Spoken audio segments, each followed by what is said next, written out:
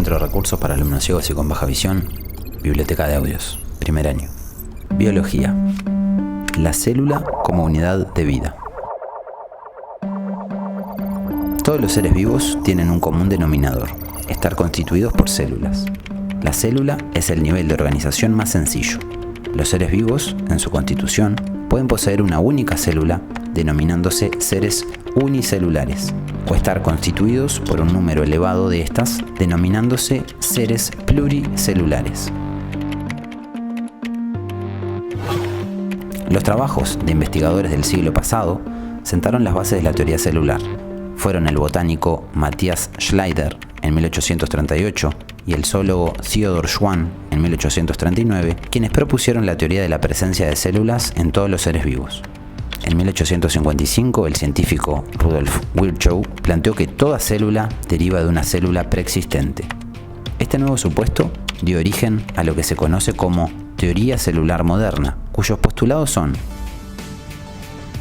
la célula es la unidad estructural que forma parte de todo ser vivo.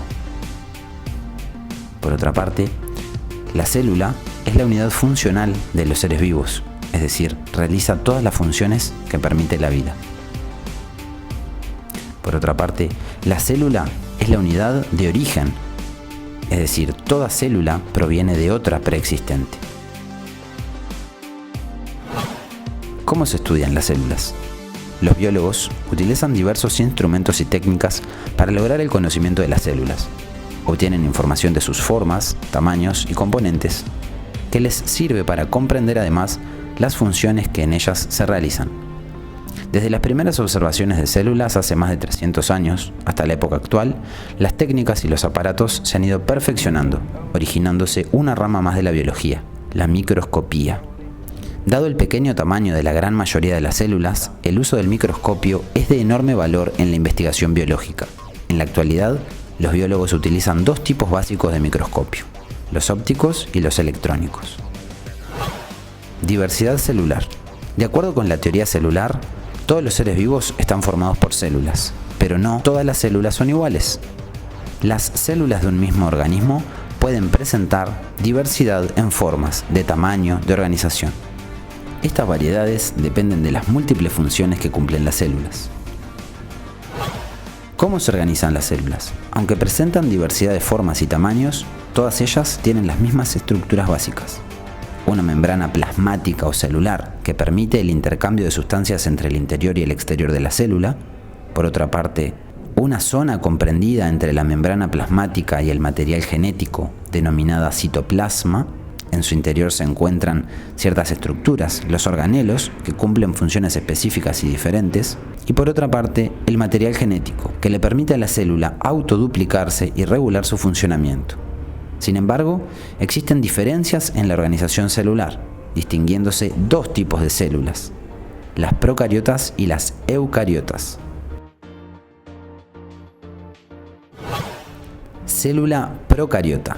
Las primeras células que aparecieron sobre la Tierra fueron probablemente muy parecidas a las que hoy constituyen un grupo de microorganismos unicelulares que incluye las bacterias. Estas células, denominadas procariotas, pueden presentar diversas formas: ser esféricas, ovoides, de bastón o espiralada.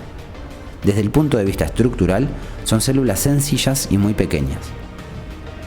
Estas células poseen una cubierta externa protectora llamada pared celular, bajo la cual se encuentra la membrana plasmática, que es responsable del intercambio de sustancias entre la célula y el medio que la circunda.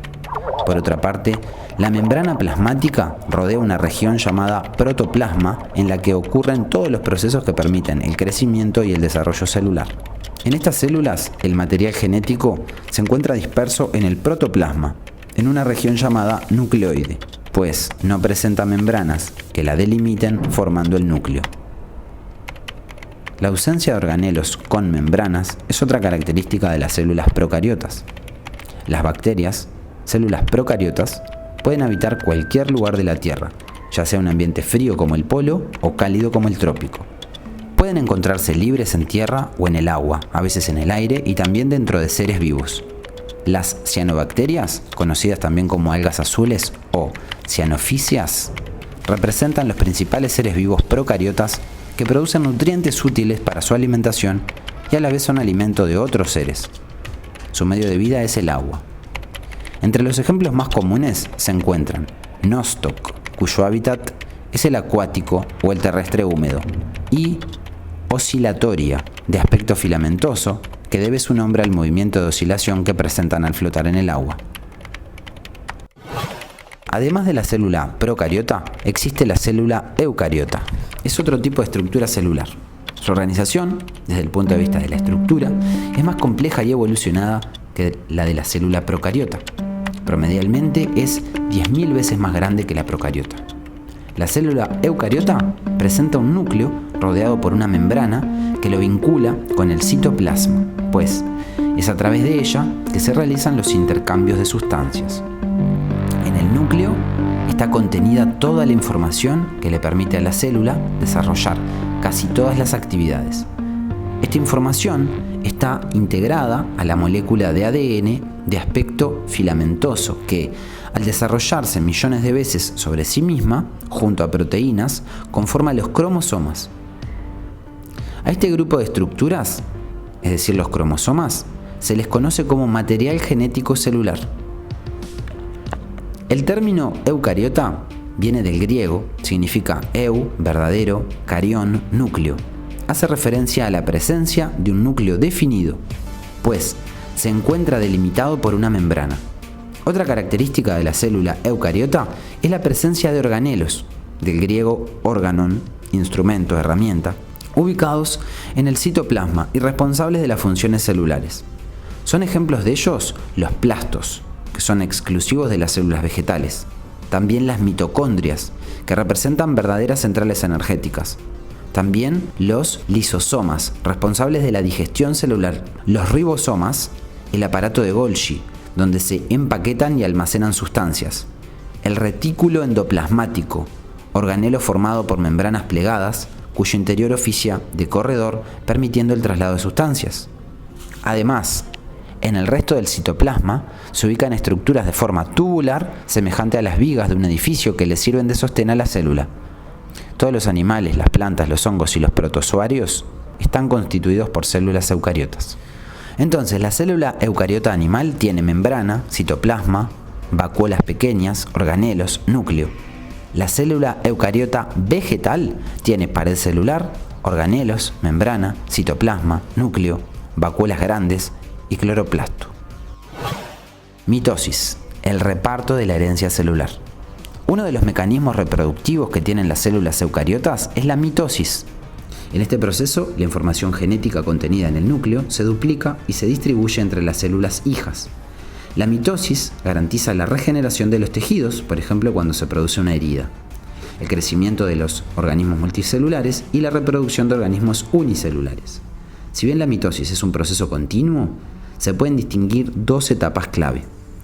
Por una parte, la duplicación del ADN, de modo que existan dos copias idénticas de la información, y por otra parte, la separación y distribución equitativa de las dos partes idénticas en que se duplicó el material genético de las células hijas. Para esta distribución, el núcleo se desorganiza y el ADN se condensa formando los cromosomas. Este proceso va acompañado, generalmente, de otro mecanismo, la citocinesis o división del citoplasma, en la que los organelos citoplasmáticos se reparten entre las células hijas. Biología 1. Carlos Daniel Arata, Susana Viravén, Editorial Santillana. Páginas 8 a 14. Centro de Recursos para Alumnos Ciegos y con Baja Visión. Biblioteca de Audios.